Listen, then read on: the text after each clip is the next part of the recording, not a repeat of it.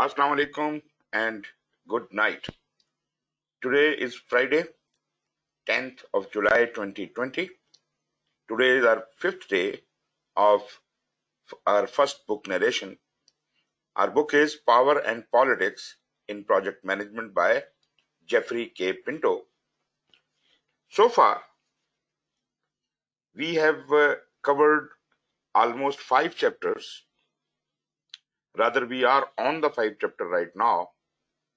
The chapters we have covered are number 1, project management and the problem of politics. That was the very first chapter. Second was stakeholder analysis and project management.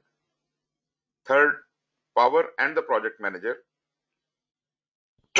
Fourth chapter was what is organizational politics. And fifth chapter, which we are currently going through, is how you will become a victim of politics. We had almost read about 10, 20 page, 10, 15 pages of this first chapter.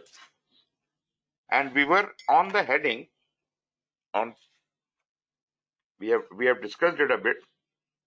Political games is a topic on page 78, and there are 10 different political games in there, out of which first 2 we have covered. Number 1 was gaining support for our source or sources, and the second was alliance or coalition building. And today, what we are going to start with is controlling a critical resource.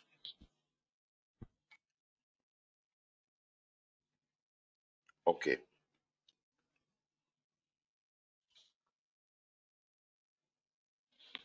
Right. So, controlling a critical resource, I am starting from here. The ability to control a critical resource is key to developing a base of power. In the days of the Old West, rival cattle barons often fought each other over water and land grazing rights, the two critical resources to support their livelihood. The implication was and is clear. If I can control your access to a resource that is critical to your operations, I win. In project management situations, one of the most obvious sources of power disequilibrium is the control that managers have over the work of their subordinates, often requiring project managers to negotiate for services they need performed. Other critical resources that project managers ask but which are in short supply include money, expertise, and relevant and timely information. Fourth game is controlling the decision process. A subtle but effective political tactic involves the capacity to control organizational decision process. There are 2 variations in that tactics. In the first, any political manager will work to control the selection of options to a final shortlist to ensure his preferences are included while stacking the stack with other unacceptable options. Consider, for example, a project manager seeking to have another technical expert assigned to the project team. He may approach upper management with a short list of alternates, knowing in advance that other commitments will prevent some of the undesirable alternatives from being selected. Nevertheless, for appearance sake, the manager has given the impression of having no hidden agenda or particular preference, while actually working carefully to ensure his preferred choice is selected. Another method for controlling the decision process involves controlling the decision criteria themselves. In this scenario, politicians understand a decision must be made, which, although they may have no power to do so, they would like to personally influence. In controlling the decision criteria, the politician may seek to constrain the boundaries of the decision, to limit the information search, and force a committee or upper manager to arrive at a decision the politician is actively pushing. In one case, for example, a manager has a vested financial interest in a multi-million-dollar purchase of personal computers for a large corporate office. In an effort to influence the selection, competition among 3 top contenders, was set in terms of carefully selected performance criteria, knowing that these were the few areas in which his choice was demonstrably better. Not surprisingly, his choice won. Next game is controlling the committee process. We like to think most important decisions are made by objective committees in which the logic of consensus operates. Many times, nothing could be further from the truth. That sounds harsh, but it must be put into its proper context. Committees, first and foremost, are composed of individuals with their own likes and dislikes, biases, and personal agendas. They sometimes function in ways that do not maximize the organization's return, but rather protect their own power. Committees and meetings in general are often a sore point for project managers who find themselves spending large amounts of time in rounds of discussion that seem to generate little positive return. Nevertheless, meeting skills are critical because they are still the standard for significant decision making in most organizations. Politicians understand committees serve a purpose, but they also seek to find ways to influence the committee's oversight or to ensure that the committee arrives at the same decision the manager has already reached.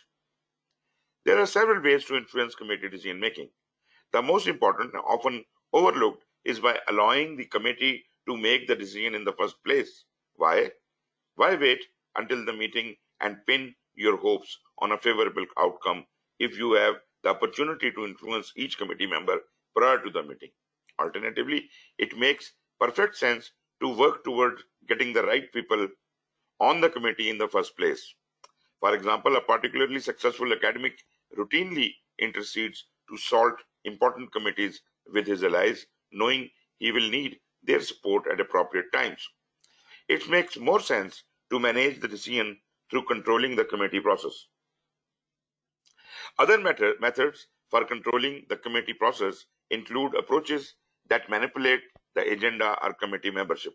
For example, a senior manager was known for an autocratic style until being warned to become more team oriented in decision making. The solution? Find four staff members that he knew he could always count on to do his bidding and consistently staff committees with these individuals. The illusion of team decision making masked the manipulation of the committee through careful staffing. Finally, beware of the truly manipulative politicians who seek to control committees by altering meeting minutes after the fact. Though this tactic is somewhat rare, it can be highly damaging. Few of us actually read minutes of old meetings we have attended. Politicians know this and sometimes make subtle alterations to the intended meaning of group decisions if given the opportunity. In one case, the manager who had been altering meeting minutes for years was finally caught. He had discovered he was the only one who kept copies of the minutes, and when, in the course of his job, he made mistakes, he would alter the minutes to seemingly pass the blame on to other managers. Admittedly, this example is an extreme case, but nevertheless offers a particularly ruthless example of the misuse of information. Next game is use of positional authority. While not a formal political tactic, positional authority gives managers an important base of power and influence. It is not typically considered a political approach because authority, by definition, relies on legitimate power for control. Hence, there is little need to engage in the sorts of influential activities political realities necessitate. On the larger scale, however, one could argue that having some specific base of authority gives project managers a component of status vis-a-vis functional managers and other important stakeholders. It's a minute.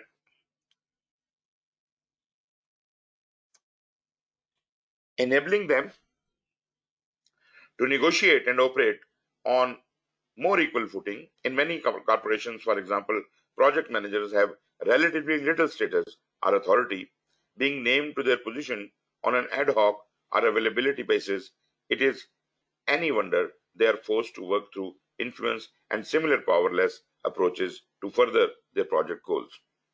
Contrast this situation to organizations that are project based. Boeing or Floor Daniel. These firms quite literally live and die by project management. Consequently, the title of project manager carries with it enough status and positional authority to make it easy for these people to negotiate with peers and punish or reward their subordinates. Next is use of scientific element. This political tactic means having the expertise to the knowledgeable on various technical components of the project management process, including the planning and control process. As noted, an important source of power lies in being perceived as an expert by other organizational and project team members. Developing a reputation as an expert is another method for enhancing authority, although from personal rather than positional power. Next game is deceit and deception. Some might cynically note no discussion of politics is complete without making mention of its darker side. The over are more often covert manipulation of others in a self-serving manner.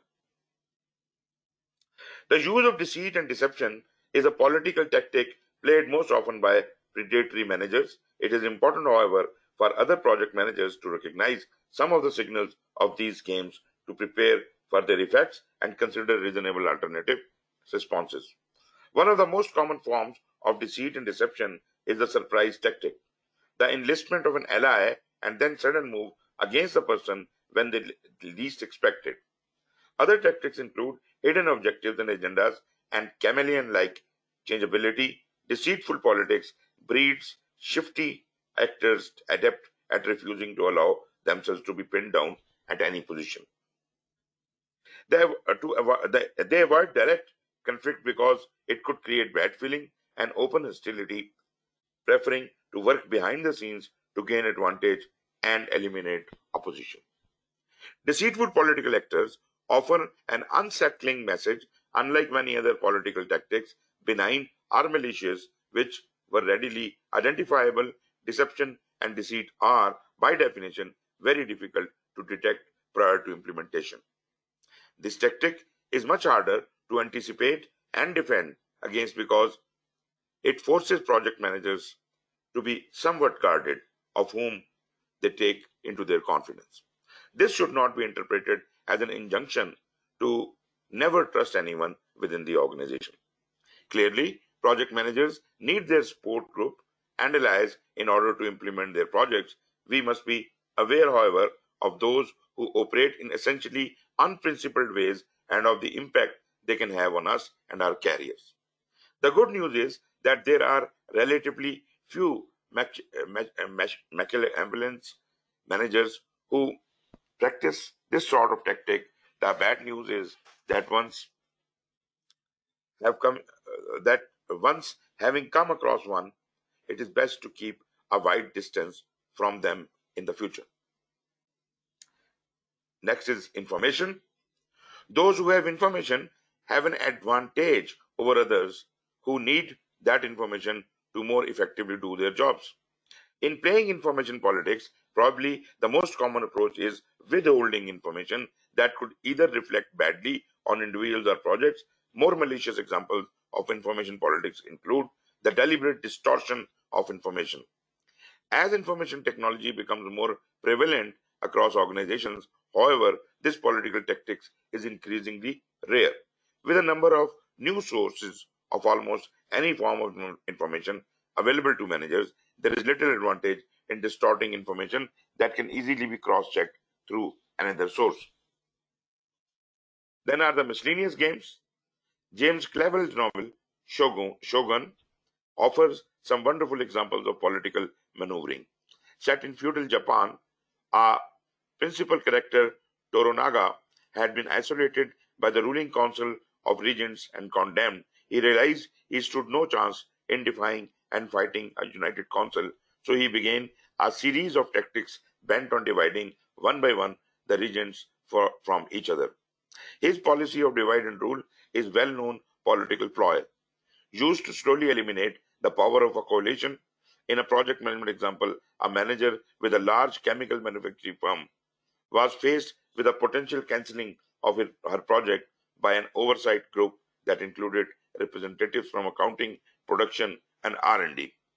She knew she stood virtually no chance of changing the minds of the committee as a whole, so she began working behind the scenes, person by person, trying to convince each one to allow the project to continue. Her favorite tactic was to play on the natural animosities that often exist between members of different departments. In this case, R&D and production. She was successful in driving a wedge between the representatives and thereby hamstringing the oversight committee.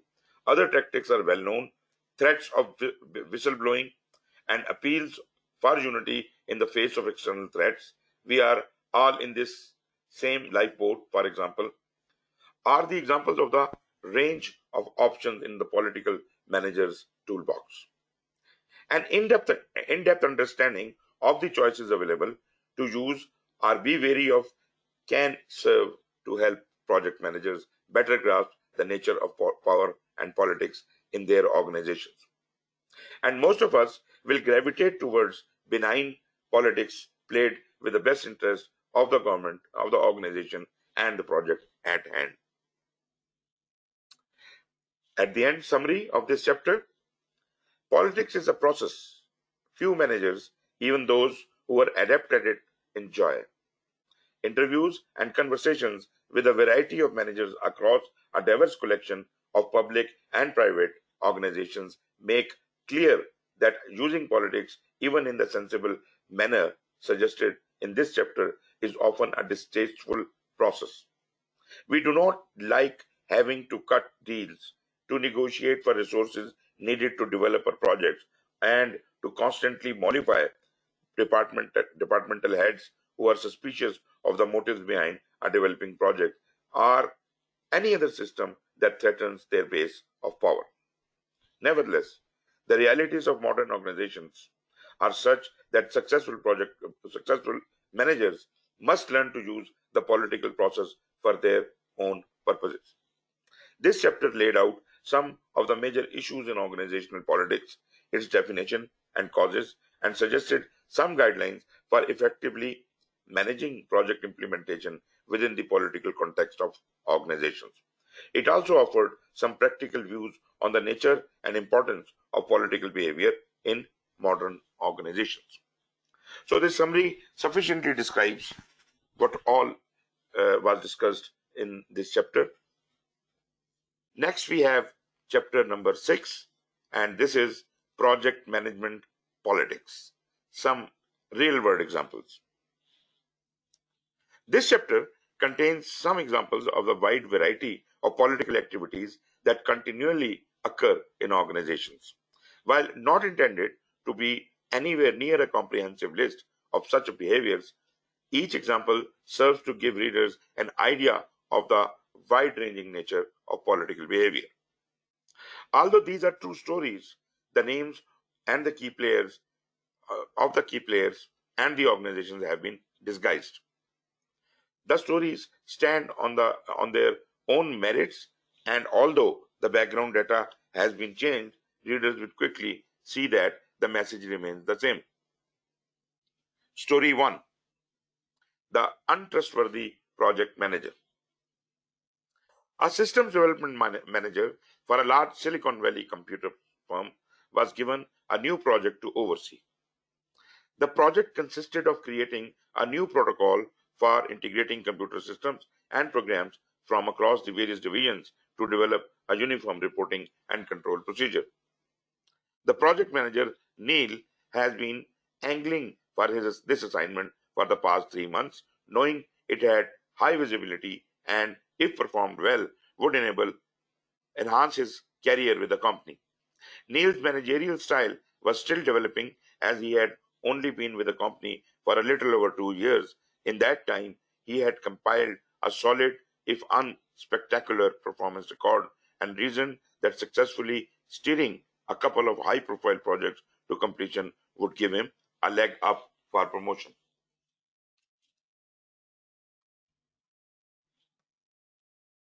As part of initial project preparation, Neil began assembling his core project team, composed of other mid-level managers from a variety of functional disciplines.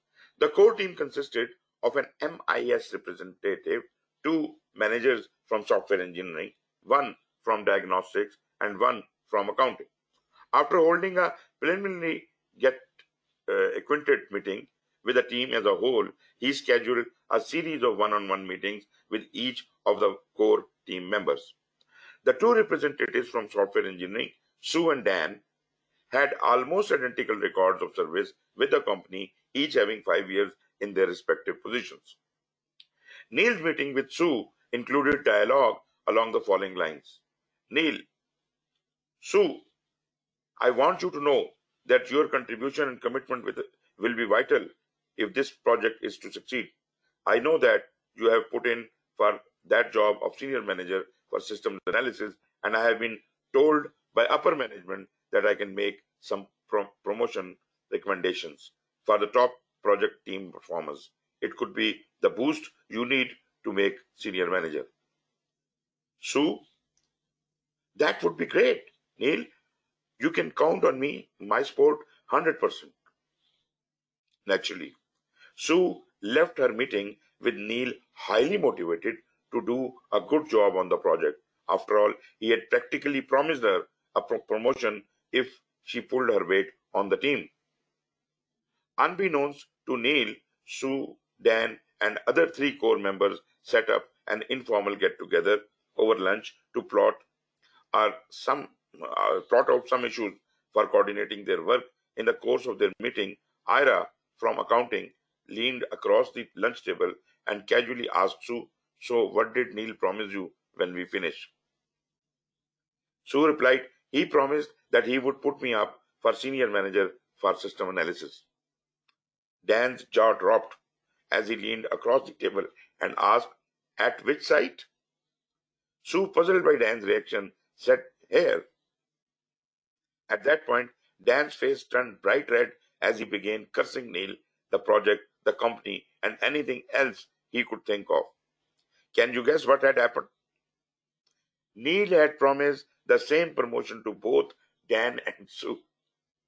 As the team members started comparing notes, they realized Neil had made several promises he either could not keep or, more likely, had no intention of trying to keep. In the space of that hour-long lunch meeting, the motivation level of each of the core team members plummeted. After all, what was the potential payoff for doing outstanding work? Neil's attempts at influencing and manipulating his team had been discovered, and his credibility was immediately ruined. The results are predictable. With a half-hearted support of the project team, Neil's project continued on well past its due date, chewing up additional resources and showing no signs of improvement until upper management grew weary of his excuses and removed him from the team. With this removal, the systems integration project was given to the senior manager, who brought it online in less than 2 months. To this day, Neil most likely has no idea where the process went wrong. Neil's story illustrates an important concept in the use of power and influence: the importance of maintaining credibility. Nothing is as difficult to maintain as a reputation for honesty, and once having been undermined, it is almost impossible to rebuild. In Neil's zeal to get his team fired up, he made several promises he had no authority to make, particularly offering the same promotion to two team members. The moral of this story is clear: maintain credibility. Another way of saying this is never promise something you cannot deliver, and always deliver on your promises. As a form of influence, a reputation for being a straight shooter can be invaluable. Likewise, having the reputation as a liar can ruin a project manager's chances for developing a consistent base of power in any organization. Story 2: The Office Bully.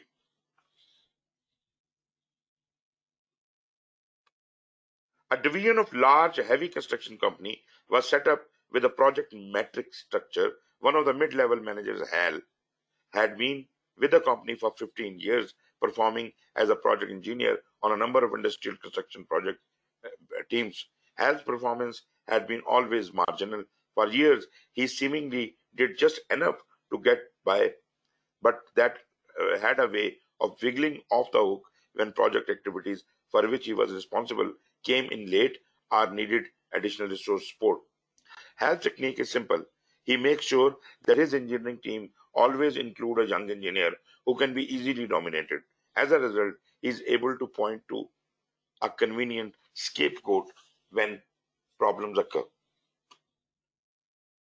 The junior member of the team, the problems must somehow really be his fault. In this way, Hal has managed to consistently deflect blame for himself for problems while making sure to garner any accolades for successful performance.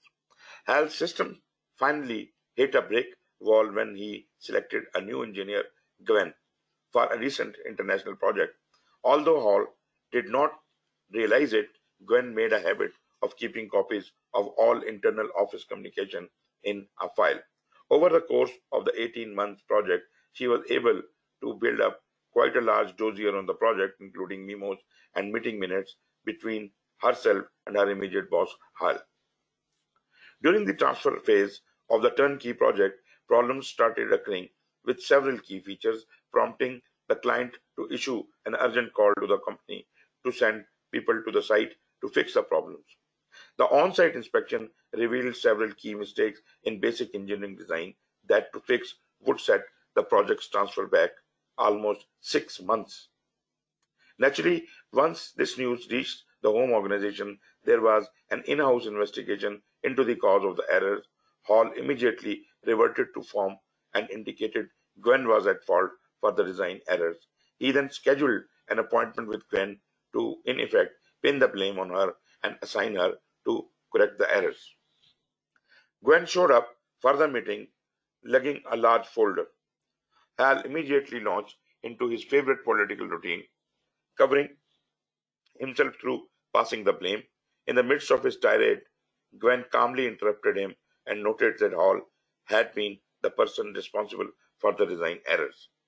Hall angrily replied, and she was wrong, and started to warm up to this theme again. Without another word, Gwen reached into her folder and pulled out a 14-month-old memo that spelled out individual responsibilities, clearly naming Hall as the person responsible for the design. When Hall attempted to brush the memo aside as inconsequential, Gwen began pulling out other documentation that made it obvious where the fault lay. Hall saw he was beaten and ended the meeting trying to think of another person on whom to pin the blame. This story offers an interesting twist to any discussion of political behavior. How to defend yourself against someone attempting to play the blame game at your expense. One of the best defenses to maintain is adequate and comprehensive documentation. This means keeping memos, copies of meeting minutes, upper management directives, and any other internal communications from project team members or relevant stakeholders. Many politicians flourish because they are able to operate with a kind of impunity, that is, freedom from scrutiny or having their activities too closely analyzed.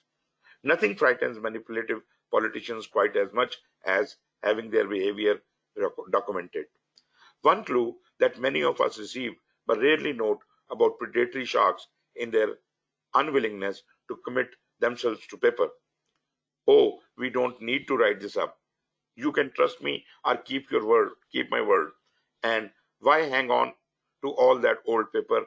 It just clutters up your office space. Are all the phrases repeated again and again by manipulators who have no desire to have their activities documented? Some readers are uncomfortable with this point. What are we supposed to do? Suspect the motives of everyone we come into contact with? The unaware may ask. The response is that maintaining documentation does not presume suspicion. It is simply sound business practice.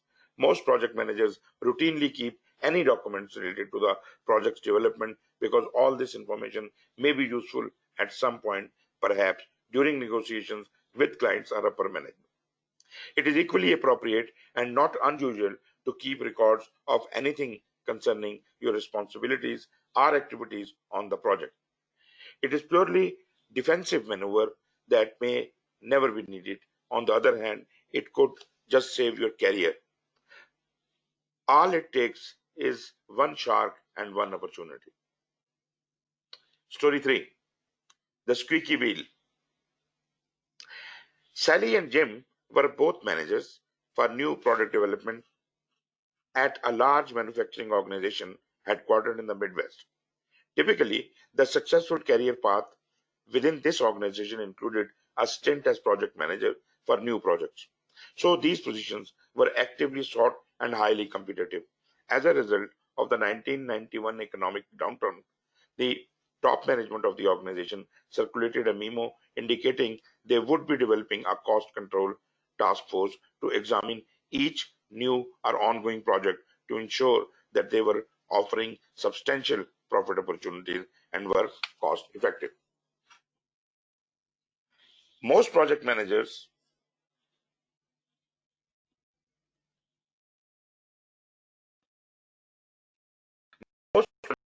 interpreted this memo correctly as a potential axe with which to chop off non-performing projects. The department Sally and Jim worked for had 7 projects on the drawing board on or in various stages of development. The consensus around the department, confirmed informally by their boss, was that in all likelihood either Sally or Jim's project would be eliminated and its personal reassignment are terminated. Sally and Jim both received notifications of a project review meeting to take place the following Friday. The memo further identified key management staff that would be attending and would most likely have the final say about termination decisions. In the week before the Friday meeting, Jim met with his project team and developed a sales pitch to demonstrate why his project had the best long-term benefit to the company. He spent the week getting his records in order and preparing for the fateful meeting. Sally's approach was very different. Armed with the information about who would be sitting in on the meeting, Sally spent the week seeing each member of the cost control team. With some, she made deals, support me on this one and I won't forget it. With others, she used her contact to go as go-between. In each case, Sally found a way to cut a private agreement or develop an understanding prior to the meeting. Guess who retained funding for their project? If you answered Sally, you are correct. Moral of the story is simple but important. Most important decisions are made before the meetings take place. Many of us assume a decision-making meeting does just that, makes a decision. Corporate reality is often vastly different. The manager who naively waits until the actual meeting, believing that he can make his best pitch within the conference room and win the day, will always lose to the cannier manager who has been working behind the scenes prior to the meeting. A simple reality of politics is that it involves bargaining and making precisely the sort of deals that Sally did. Her behavior is not underhanded, it is simply effective and knowledgeable politics. Some may wonder, is this approach fair for those of us who do play by what we perceive are the rules? Is Sally simply perverting the system to her advantage? Those who ask these questions need to consider what lurks behind them. Sally adopted a different strategy than did Jim. Should this decision have been settled in the meeting in some fair fashion, consider that in responding to yes, one might just as reasonably ask whether or not it is fair that the person who is best at delivering a sales presentation should win. Regardless of the relative merits of the two projects, Sally understood a basic rule of organizational life. The squeaky wheel will get the lion's share of the grease. Story 4. Nothing succeeds like success.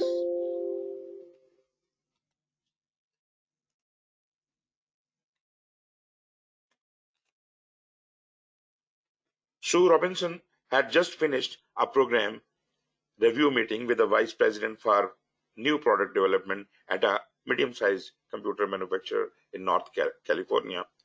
Sue held the title of senior program manager with the organization. In this capacity, a position he had held for 4 years, Sue was responsible for managing a series of hardware development projects.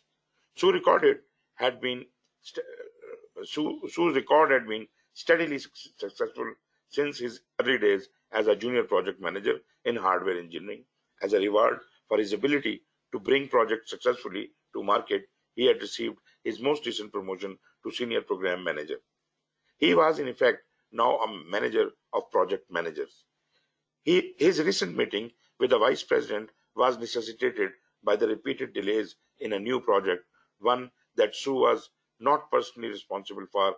The project, a high-speed notebook computer using the latest in hardware architecture, had been initiated by the CEO, who created a standalone skunkworks project team that reported directly to him without any intermediate oversight or reporting steps. The theory behind the move was that it would speed up coordination time and ensure the resources would flow directly to the project as they were needed without jumping through bureaucratic loops. As a result, the project assigned to one of the CEO's engineering favorites was given a mandate to move quickly to marketplace, hopefully within 18 months from project kickoff. That was over 2.5 years ago. The problems encountered by the project were in many ways typical of those found with many R&D projects.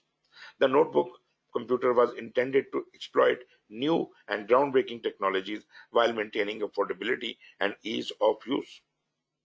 Rather than attempting to introduce its computer into the marketplace with one or perhaps two innovative ideas, the company opted to use this new product as a basis for creating a new generation of computer technology.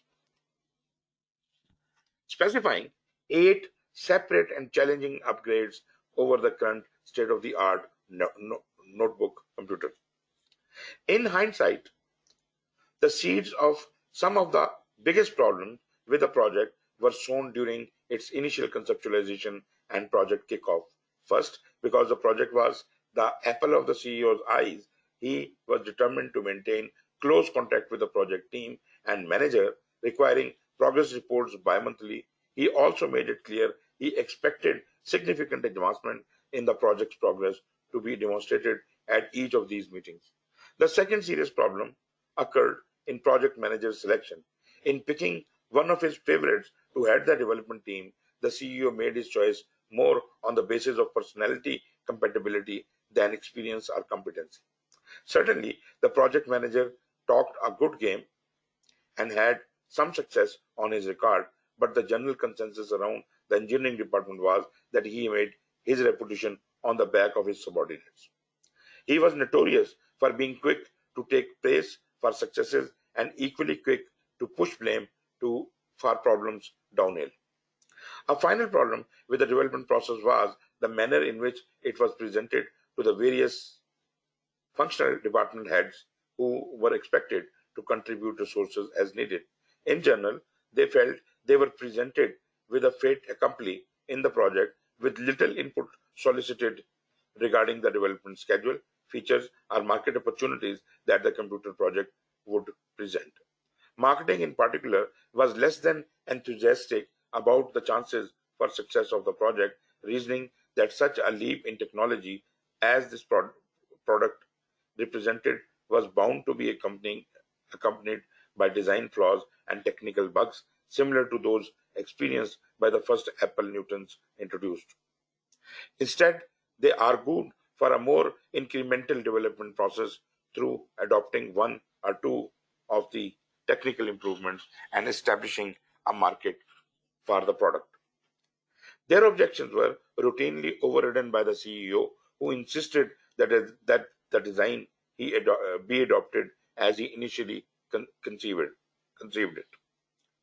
The project manager, Wesley, encountered problems almost from the beginning from a variety of sources. First, because his technical reputation within engineering was not particularly strong, he sought to enhance the team by drafting the best and brightest from the hardware engineering department. His autocratic and rather arrogant style quickly alienated the head of the hardware engineering, who perceived that the loss of his best design personnel would seriously compromise other work of his functional group. His objectives to the CEO were routinely overridden, and he was ordered to comply with Wesley's request. From that point on, the head of hardware engineering began waging a surreptitious guerrilla war against Wesley and the notebook project, talking the project down at every opportunity and hiding funding and personnel from Wesley's view. Although perhaps not as severe, similar stories were encountered within other departments as Wesley seemed to revel in his abrasive management style. An additional problem had its roots to the CEO's insistence that each project review meeting was expected to demonstrate measurable progress. Consequently, Wesley made two serious mistakes. First, he started fudging the data he submitted to the CEO, offering evidence of greater progress than the team was actually achieving, and minimizing design or engineering problems in spite of the incredible technical challenges the project represented. Second, out of fear that he had to show immediate results, Wesley spent almost no upfront time with scheduling, risk analysis, scope management, or any of the other necessary preliminary project management steps.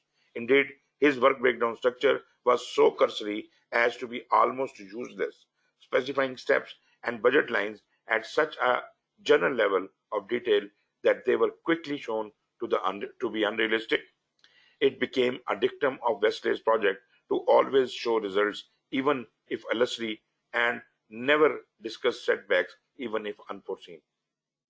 The results of these errors in judgment had immediate and far reaching effects on the company. Originally budgeted for slightly less than $4 million in R&D funding, the project continued to roll up enormous deficits, especially when department heads began using the project to hide some of their own overruns. Technically, the project never seemed to get out of the first gear, particularly in terms of rework cycles.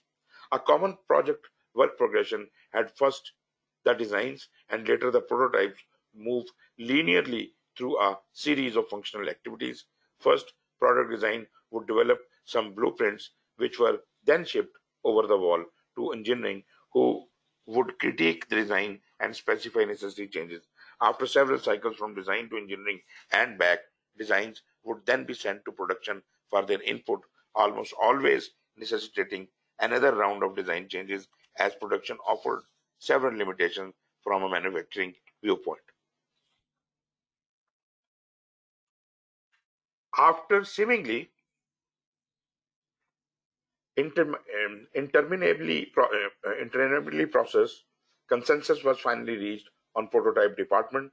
These rework cycles were variously estimated to have consumed anywhere from 6 to 12 months of the project. Approximately 15 months into the project, it finally became clear to the CEO that he had been receiving overly rosy reports from his original project manager. He then decided on a major house cleaning in which the project manager, head project engineer, project administrator were all replaced. The result of this axe wielding only seemed to push the project further behind. Meanwhile, technical and coordination problems continued to beset the project as the new leadership team was brought up to speed and attempted to develop working ties with the functional departments. After about another 6 months, the second project manager, showing little additional improvement, was replaced by a third project manager. Since then, almost a year has passed. The project is still in a prototype, and despite frequent pronouncements from the CEO, costs are climbing and schedules continue to slip. Perhaps worst of all, the project is acquiring the reputation as a career buster as personnel continue to run turnover while the project staggers on. It was with this backdrop that Sue Robinson was appointed the fourth project manager with broad powers to get the computer to market while there was still any kind of window of opportunity. Taking stock of this situation, Stu began underlining some of the key problems with the project as he perceived them. First, it was clear that initial timeframes were unrealistically optimistic.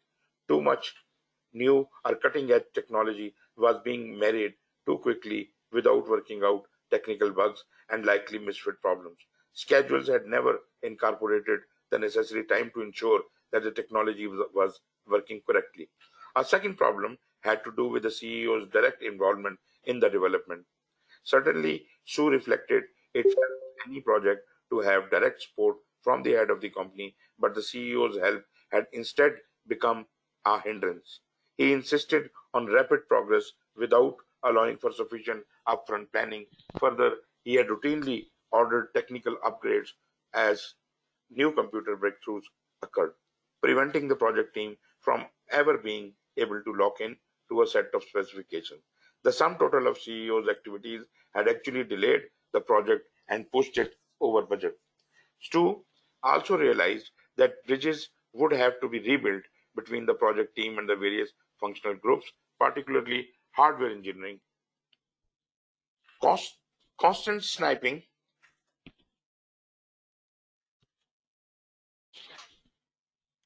by these department heads had a significant and unwelcome effect on team morale, particularly as they felt themselves pulled in two different directions by dual loyalties.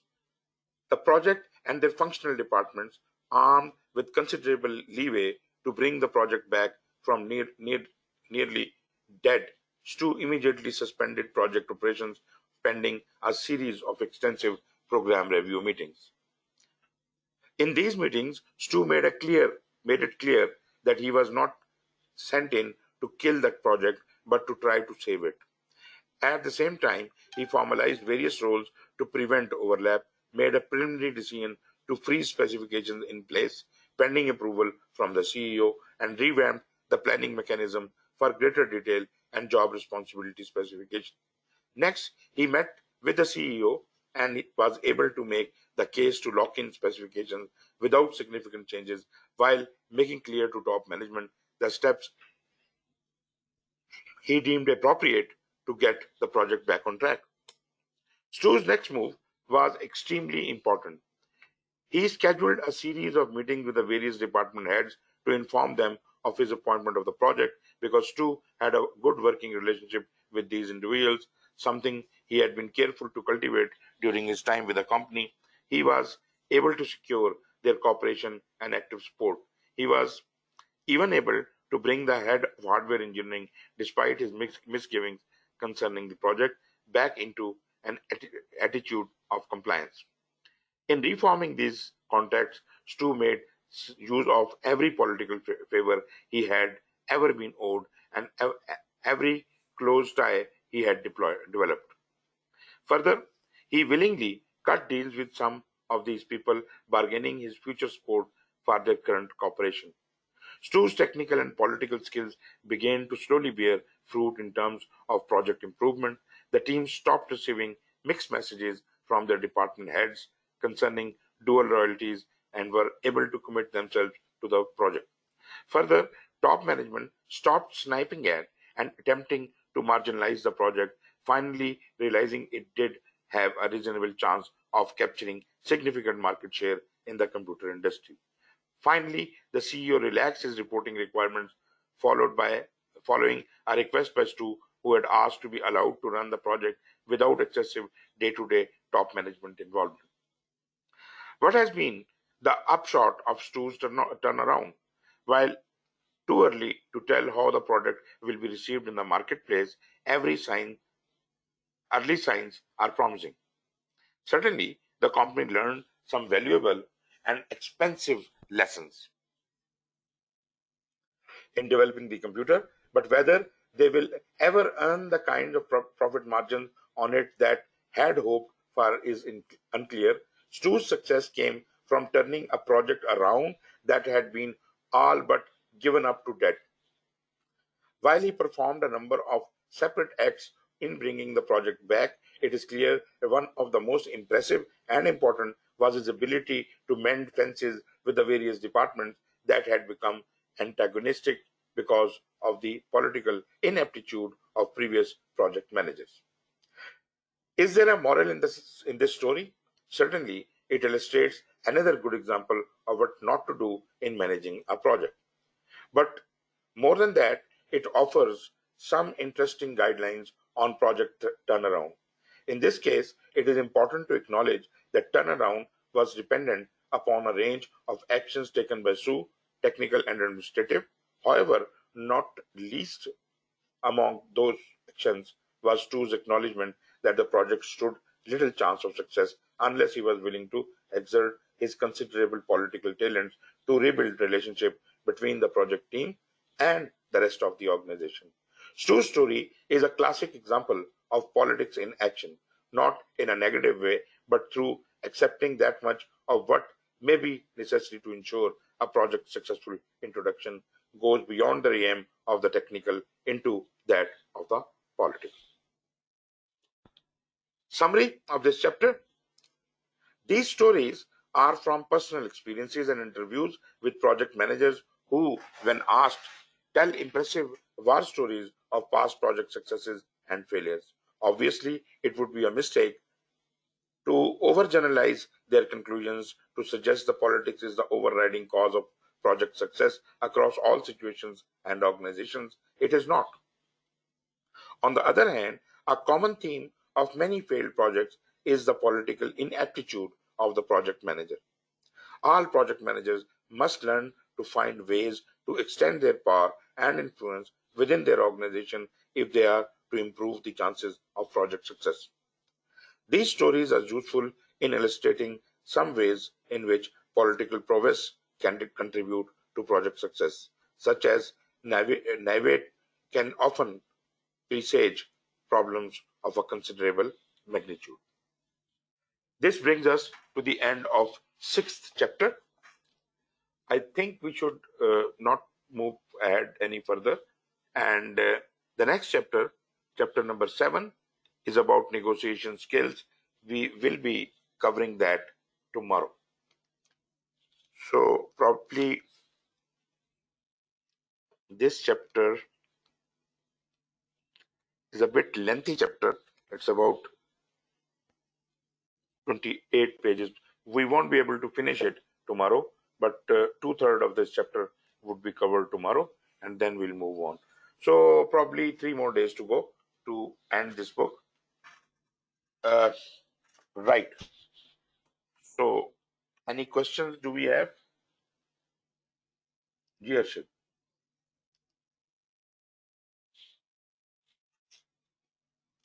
Ji Arshad, any comments? Nothing much, but it's interesting the way it has explained the influence of the political issues of the last project manager. Exactly. It was quite understandable. Exactly. We have gone through all of these 5-6 chapters, and this is really very interesting because there are a lot many things we already know and we even practice, but there are a lot many things which are coming to the surface in a way that we have never entertained that thought in the way it should be. As it is written in the book, we normally just do not want to talk about politics. We do not want to practice politics. We abhor it. But as in the last example, you have seen that the project manager Sue had actually used politics in a positive sense. He brought the project back on track. So that was a great success. And the previous example had some negative impacts. Just ji sir, ये last example जो थी, that was a smart way of working of doing a job in an efficient way. ये मतलब I think that is positive use of your qualities. मेरा ख्याल है. What do you think, sir? नहीं, बिल्कुल ये लर्न करने वाली बात है कि हमें ये बात समझनी है. हम जो प्रोफेशनल होते हैं ना, टेक्निकल टेकीज जो होते हैं, ज्यादातर लोग, हम लोग पॉलिटिक्स में पढ़ना ही पसंद नहीं करते, भले वो अच्छी हो या बुरी हो. हम कहते हैं पॉलिटिक्स से दूर रहो. लेकिन बात ये कि अगले तो पॉलिटिक्स ही कर रहे हैं ना सारे. तो अब हमें पॉजिटिव तरीके के साथ इस चीज को कम से कम समझना है. मैं खुद ये फील करता हूं کہ ہم نے بہت سی غلطیاں کی ہوئی ہیں. مطلب جیسے ابھی اس نے اگزامپل دی کہ جی پریزنٹیشن دینی ہے اور اس میں پریزنٹیشن بڑی ہو رہا ہے اور دوسرا بندہ جا کے لوگوں سے مل رہا ہے اور وہاں پہ وہ اپنے ووٹ گین کر رہا ہے. یہ بڑی زبردست بات ہے. مطلب آپ اپنی پریزنٹیشن بنائیں لیکن ایٹ دا سیم ٹائم آپ باقی کراؤڈ جو ہے اس کو بھی ٹریٹ کرنے کی کوشش کریں, اس کو ساتھ بھی کوئی بات چیت کریں, فیئرلی کریں. ضروری نہیں ہے کہ آپ ان کو انعام و اکرام اور رشوتیں اور یہ کچھ کھلا رہے ہیں. آپ ان سے ملنا جلنا تو شروع کریں. Be a bit more social. Sir practically کرنا پڑ جاتا ہے. آئی تھنک سر کہ یہ تھوڑا سا نا آپ کو ایک انوائرمنٹ بنانا پڑتا ہے before you actually give a presentation. تھوڑی بہت بات چیت, لوگوں کو اس بات پہ کنونس کرنا کہ جو بات ہونے والی ہے at least they should have an open mind to that. اور اگر اس میں کوئی چیز آن کوالٹی ہے یا آن کریڈینشیلز ہے تو وہ اس کو لوگوں کو سمجھنے میں ایکسیپٹ کرنے میں آسانی. آئی تھنک دیٹ از وہی, یہ تو ضرورت پڑتی ہے ہمیں, وہ یہ کرنا چاہیے بھی پراپرلی. ایگزیکٹلی. چلیں جی خیر. یہ بڑے اچھے طریقے سے ایگزامپل یہ والی جو ہے نا سر, اس نے اچھے طریقے سے سمجھا دیا. انفیکٹ میرے ذہن میں نہیں تھا. آئی تھاٹ کہ یار یہ شاید پاکستانی کلچر میں اور ہمیں ادھر کرنا پڑتا ہے, لیکن اب یہ بک میں جو لکھا ہوا ہے تو ظاہر ہے انہوں نے کوئی کسی ایکسپیرینس پہ بیک گراؤنڈ پہ بات کی ہے. تو دیٹ از چلو مجھے نئی چیز یہ پتہ لگی ہے کہ یار اس طرح اوور آل ساری دنیا میں اس طرح ہی چلتا ہے. اور پالیٹکس یا پالیٹکس آئی تھنک سر وہ تو ایک لفظ استعمال کرنے کی بات ہے, بٹ اس کو کہ ہم لیتے نیگیٹو ہیں. But otherwise, probably this is something which has to be done. Some ground have to be prepared before, going for a big cause یا کوئی آپ پروجیکٹ میں بہتری چاہتے ہیں یا اس کو اچھے طریقے سے ٹائم پہ ختم کرنا چاہتے ہیں, ایفیشینسی چاہتے ہیں, تو میرے خیال میں یہ گراؤنڈ تیار کرنا using your qualities for that is not a bad thing. That I understood, sir. Exactly. تو میرا تو خیال ہے کہ یہ جو چیز ہم پڑھ رہے ہیں اس کے اوپر میں ایک باقاعدہ کورس بناؤں گا. لیکن یہ ہے کہ یہ بہت انٹرسٹنگ ٹاپک مجھے نظر آیا تھا اور اسی بہانے ہی ہم بھی پڑھ رہے ہیں, آپ بھی پڑھ رہے ہیں. خیر نہیں, ابھی 2/3 ہم نے ختم کر لیا اور دو تین لیکچر اور ہیں, اس کے اندر انشاءاللہ یہ ختم کریں. پھر آپ دیکھیں اگلا والا جو ہم بک اٹھاتے ہیں اس میں پھر دیکھیں کیا ہوتا ہے. اس کو میں نے شاید آپ کو نے دیکھا ہوگا ایڈورٹائزمنٹ, میں نے اس کو ایجائل کی ایک نئی میتھڈالوجی ہے DAD, ڈسپلنڈ ایجائل ڈیلیوری, اس کے اوپر ہم اگلی بک لے کے چل رہے ہیں. دیکھتے ہیں جب وقت آئے. چلیں سر, تھینک یو ویری مچ. آپ نے بڑا کوآپریٹ, بڑی مطلب ٹائم دیا. Thank you very much and take care. That is Grateful, player, sir, grateful. Thank you, sir. Thank you.